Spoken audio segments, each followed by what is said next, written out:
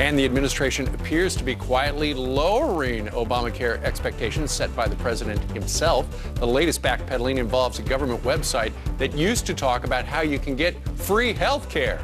The free part was replaced with low-cost health care. Meanwhile, speaking of that, ready or not, Obamacare's exchange is officially open for business today, and the president wants you to sign up. But according to the most recent surveys, up to 51% of Americans are still unclear about Obamacare. So we are answering your questions all morning. All right, Betsy McCoy is here. She's the author of Beating Obamacare, your handbook for surviving the new health care law.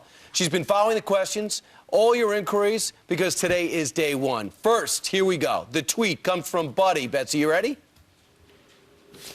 The nod says yes. Why do any citizens have to comply when the Congress, Senate, and Supreme Court, big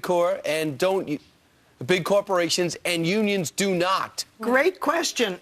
Section 1312 of this law says that members of Congress have to enroll in the health insurance exchanges on the philosophy that's what's good enough for the public is good enough for Congress.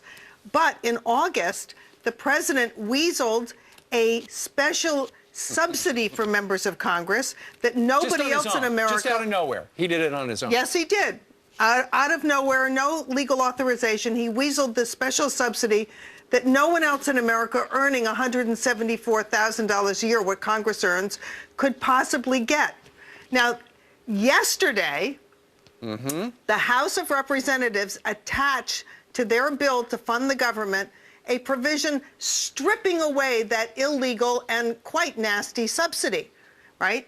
But when they sent it to the Senate Democrats said, we want that perk. And it's a major reason that they refuse to compromise with the House, because they don't want to have to live under the same law they've imposed on everybody else. Gotcha. Terrible. Thanks, Betsy. Hey, Elaine Foreman sent us this on Facebook. What about people who don't have a job and are older than 26? Okay, your fate will depend on three things: what state you live in, whether you are a newcomer to the United States or a citizen, and whether or not you have children. The law says that if you're 26 or older, you have to have insurance. But in some states, about half of the states, if you don't have a job, you would qualify for Medicaid, even if you're a single adult. In the other half of the states, you won't qualify for Medicaid unless you have children or you're pregnant. In addition, if you're a newcomer to the United States, you've gotten here legally, but within the last 5 years, you can do something citizens can't do. You can go into the exchanges and get a private health insurance plan subsidized by the government. Right. I wonder who's paying for all this. All right. Also, Betsy, we are. Yeah. We're all paying for it.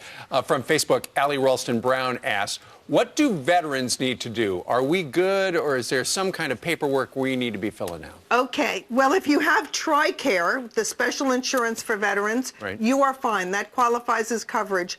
If you are a disabled vet and you're in the Veterans Administration Health Program, you're also covered.